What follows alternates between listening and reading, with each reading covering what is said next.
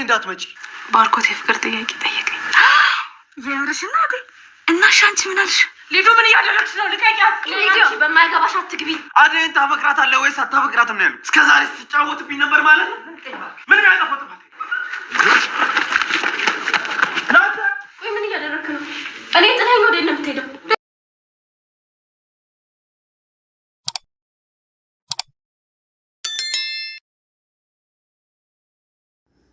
ባርኮቴ አደይ ትታበት የሄደችው ምግብ ቤት ብቻውን ቁጭ ብሎ ተክዞ ድንገት የድሮ ፍቅረኛው መታለች። እንዴ ባርኮት አለህ? እኔ በየሳምንቱ እኮ እዚህ ቦታ እመላለሳለሁ። እንዴ ዛሬ እንዴት መጣህ? አገኘሁ በማለት ሰላምታ ታቀርብለታለች። አሰላሙ አለይኩም ወራህመቱላሂ ወበረካቱ። ሰላም እንዴት ናችሁ? በዓለም ዳርቻ የምትገኙ የነጅወም ኩኪንግ ቤተሰቦች ዛሬ ይዤላችሁ የመጣሁት ከባለፈው ክፍል የቀጠለ ሰራተኛዋ አደይ ክፍል 39 ነው። ላይክ፣ ሼር፣ ሰብስክራይብ በማድረግ ነጅወም ኩኪንግን እስከ መጨረሻው አብራችሁን ቆዩ። ባርኮቴ አደይ ጋር የሄዱበት ካፌ ቁጭ ብለው ነበር ብቻውን። አደይ ትታው ስለሄደች አጋጣሚ የድሮ ፍቅረኛው ትመጣለች። እንዴ ባርኮት እዚህ ትመጣለህ እንዴ? ይሄ ቦታ እኮ የኔና ያንተ ቦታ ነበረ እና ደግሞ እኔ ሁሌ በየሳምንቱ እመጣለሁ ትለዋለች። እና ባርኮትም ስለተናደደ ትቷት ሊሄድ ተነሳ።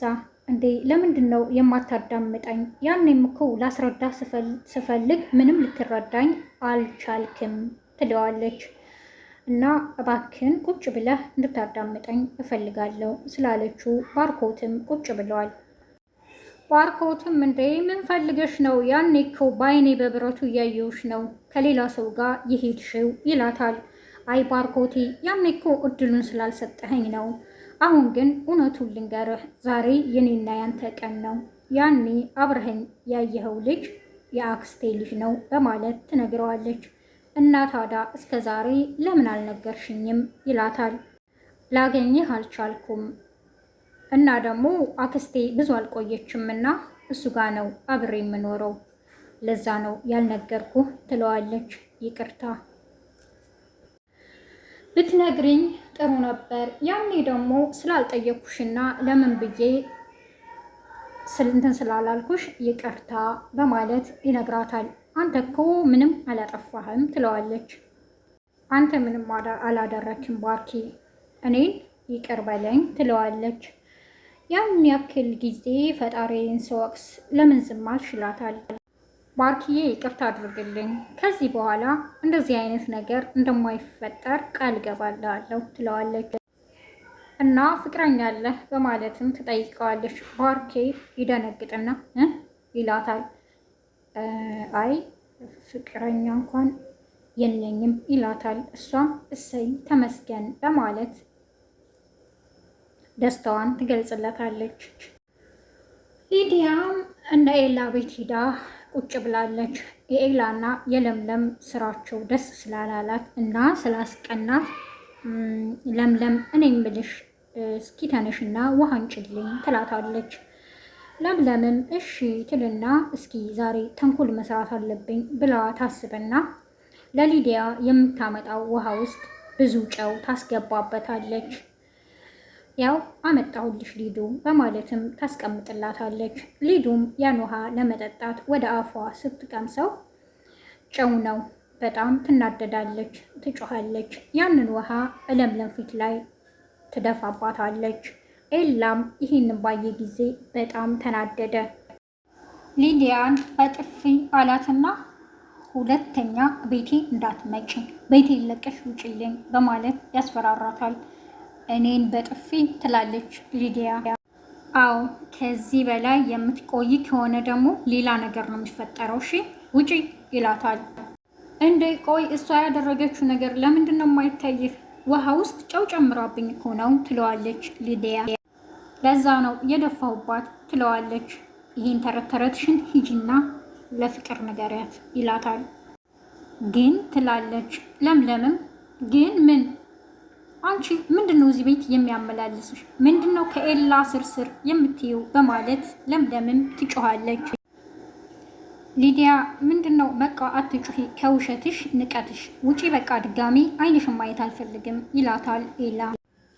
ባርኮቴም ስለተገናኘን ደስ ብሎኛል እና በቃ አሁን መሄድ አለብኝ ይላታል።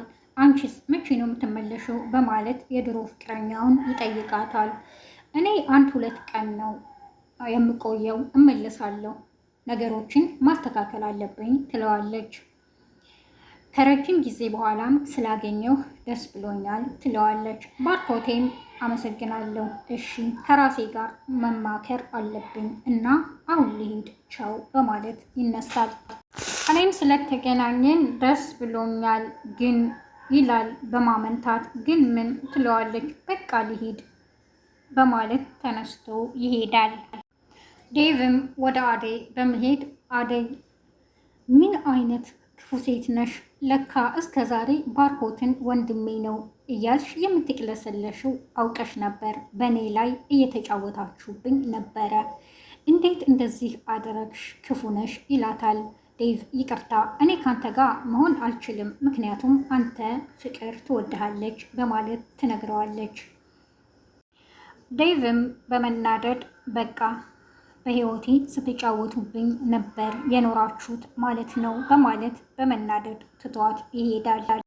ባርኮቴ ወደ ኤላ ቤት ሂዶ የሆነውን ሁሉ ነገረው። የድሮ ጓደኛውንም እንዳገኛት ነገረው። እንዴ እኔ እኮ እስካሁን ለሷ ፍቅር እንዳለ አላውቅም ነበረ፣ ምንድነው የተፈጠረው ይለዋል። እኔም አላውቅም፣ አሁን ግን ሳገኛት የሆነውን ሁሉ የተፈጠረውን ስትነግረኝ ምን እንደሆንኩ አላውቅም በማለት ይነግረዋል።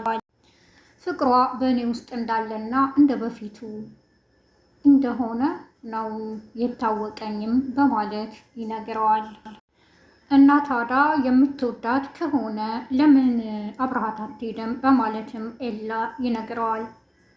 ግን እኮ ለአደይ ፍቅሬን ገለጽኩላት በማለትም ይነግረዋል። አይ ባርኬ፣ አንተ ደግሞ ለነገሮች ትቸኩላለህ ይለዋል ኤላ። እና አደይ ምን መለሰችልህ ይለዋል። እሷማ ከኔ ጋር መሆን እንደማትፈልግ ነግራኛለች በማለት ይነግረዋል። ይህ እኮ ታዲያ አንተን ሊያስጨንቅህ አይገባም። ስለዚህ ጥሩ አጋጣሚ ነው፣ ቤዛ ጋር ሂድ በቃ በማለትም ይነግረዋል። እሱማ ልክ ነህ፣ ግን ግራ ስለገባኝ ላማክርህ ነው ይለዋል። መጀመሪያውኑ ባልነግራት ጥሩ ነበረ። ዴቭን አስቀይሜ እሷን ትቼ መሄድ ጥሩ ይመስልሃል ይለዋል። ኤላም ታዲያ ዴቭ እዚህ ውስጥ ምን አገባው በማለት ይጠይቀዋል። እንዴ ዴቭ እኮ አደይን እንደሚወዳት ነግሮኛል በማለትም ይመልስለታል። እኔ ደግሞ ለሱ ብዬ ብዙ ከሷ ለመራቅ ሞከርኩ ግን አልቻልኩም በማለትም ይነግረዋል። እንዴ አደይ ሁላችሁንም ተቆጣጥራችኋለች እንዴ ባርኬ አንተም ቸኮልክ ይለዋል ኤላ። አሁንም አረፈደም፣ ነገሮችን ማስተካከል ትችላለህ ይለዋል ኤላ። እና አሁን ለምለም የት ሄዳ ነው ይለዋል ባርኮትም። ለምለም አደይ ጋ ሄዳለች ይለዋል። ባርኮቴም በቃ እኔም ልሄድ በማለት ይሄዳል። ሊዲያም በጣም ስለተናደደች ብቻዋን ቁጭ ብላ እያለቀሰች ባለበት ጊዜ ነበረ ፍቅር ወደ ክፍሏ በመሄድ አንቺ ለምንድን ነው እያወራሁሽ ትተሽኝ የምትሄጂው በማለት ትጠይቃታለች። ደግሞ ምን ሆንሽ ትላታለች። አሁን እኔ ማንንም ሰው ማውራት አልፈልግም ውጭልኝ ትላታለች። እሺ እወጣልሻለሁ፣ ግን አንቺን ሲከፋሽ ደስ እንደማይለኝ ታውቂያለሽ ትላታለች ፍቅር። በጣም ከፍቶኛል፣ ስለዚህ እኔ እዚህ ቤት መቆየት አልፈልግም በማለት ሊዲያ ትነግራታለች። ምንድነው የሆንሽው? እስኪ ንገሪኝ፣ ይሄ ኤላ ነው አደል በማለትም ትጠይቃታለች። አዎ እቺ ለምለም ናት ትላታለች።